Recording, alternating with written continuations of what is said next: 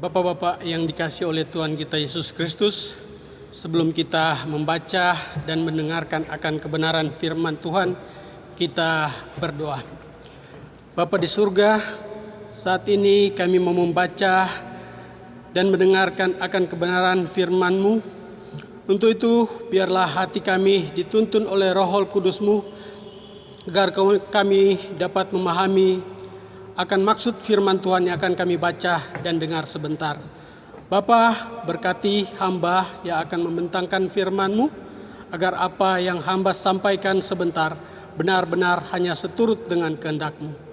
Berkati juga semua yang mendengarkannya, karena kami percaya hanya firman-Mu yang dapat menuntun hidup kami berkenan kepadamu.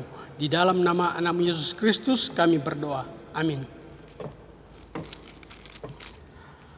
Pembacaan Alkitab kita pada malam hari ini dari Amsal pasal 17 ayat 14 sampai ayatnya yang ke-20.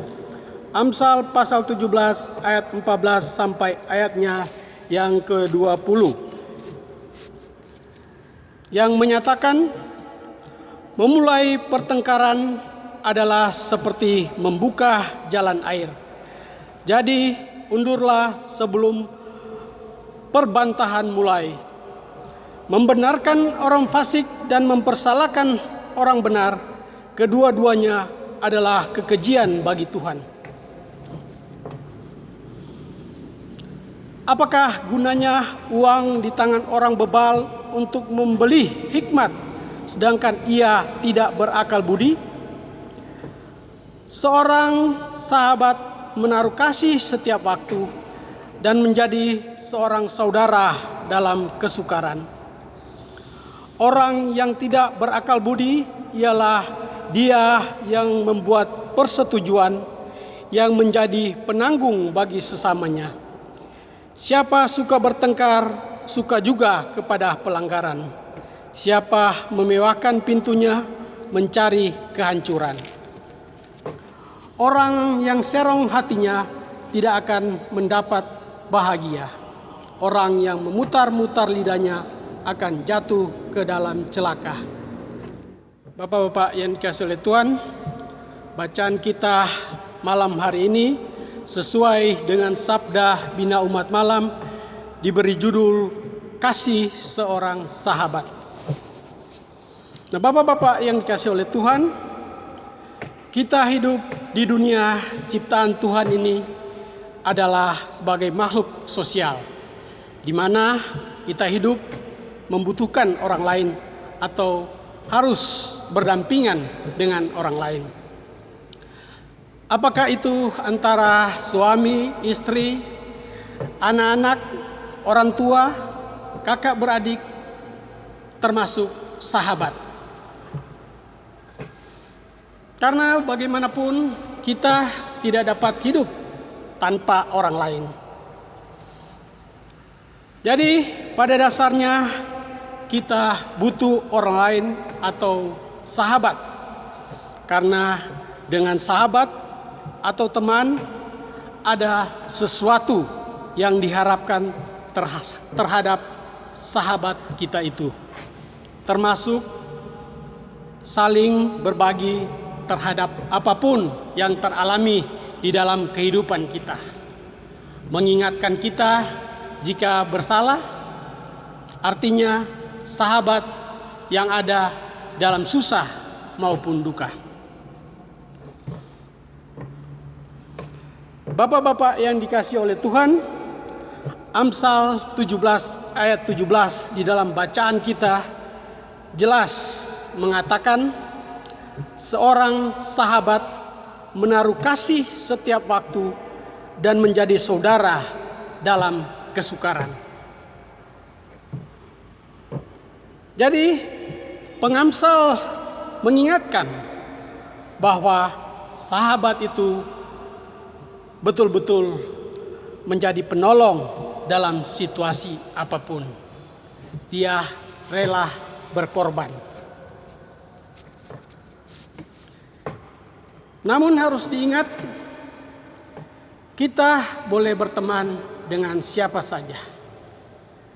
Tetapi kita harus melihat apakah sahabat kita itu memberi berkat kebaikan di dalam kehidupan kita, ataukah justru menjerumuskan kita.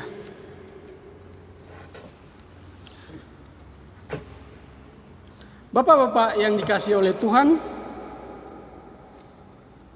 Amsal 18 ayat 24 berkata, ada teman yang mendatangkan celaka, tetapi ada juga sahabat yang lebih karib daripada seorang saudara. Karena di dalam kenyataan, dalam kehidupan kita, tidak jarang kita menyaksikan justru sahabat kita sendiri mengkhianati kita atau merugikan kita. Dan mungkin saja di antara kita pernah mengalaminya. Betapa menyakitkan dikhianati oleh sahabat atau saudara kita sendiri. Itulah sebabnya mintalah hikmat Tuhan di dalam kita bersahabat atau memilih teman. Jauhkan diri kita dari sahabat yang nasihatnya menjauhkan kita dari kedekatan kita dengan Tuhan. Atau sahabat yang tidak cinta dengan persekutuan dengan Tuhan. Ada ayat Alkitab yang mengatakan pergaulan yang buruk merusak kelakuan yang baik. Jadi jauhkan kita juga dari sahabat yang mengecewakan. Contohnya Ayub. Ayub dia dikhianati oleh sahabat-sahabatnya sendiri. Jauhkan kita juga dari sahabat yang cuma cari untung. Sahabat yang dekat jika mengharapkan sesuatu dari kita. Misalnya uang, jabatan, dan lain-lain sebagainya. Tetapi begitu kita susah, kita tidak dianggap. Kita ditinggalkan. Nah, bapak-bapak yang dikasihi oleh Tuhan, kita tentu mengharapkan sahabat yang baik dan benar. Sahabat yang tidak mencari keuntungan, terjadi dari hati yang tulus, tidak karena ada maunya. Sahabat yang saling memberi dan menerima, saling menasihati dan dinasihati, saling mendoakan dan didoakan. Sahabat yang menyediakan waktu, pikiran, tenaga bagi sahabatnya, tidak masa bodoh. Dan sahabat yang saling memberi dukungan. Dan kita sebagai bapak-bapak, sebagai seorang suami, harus benar-benar menjadi sahabat yang baik bagi keluarga kita.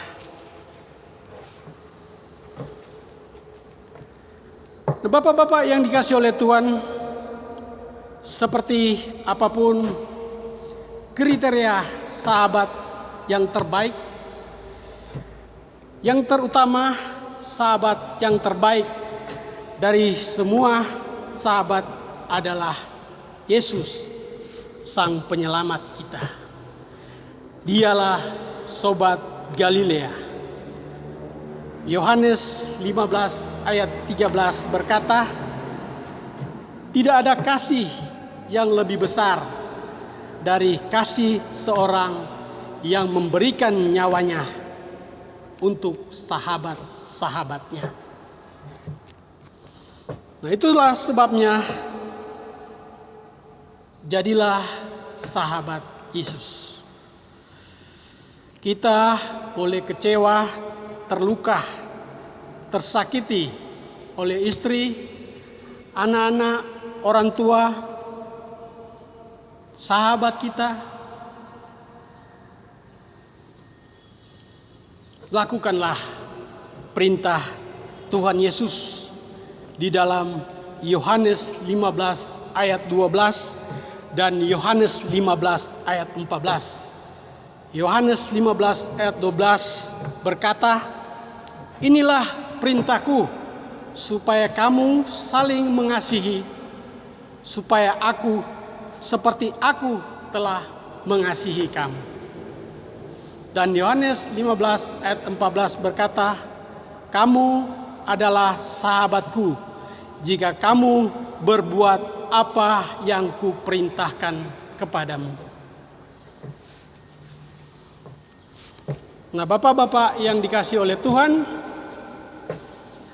akhirnya sekali lagi kita diingatkan, jadilah sahabat Yesus yang setia, sehingga dengan demikian kita mampu menjadi sahabat yang diharapkan pengamsal di dalam bacaan kita tadi.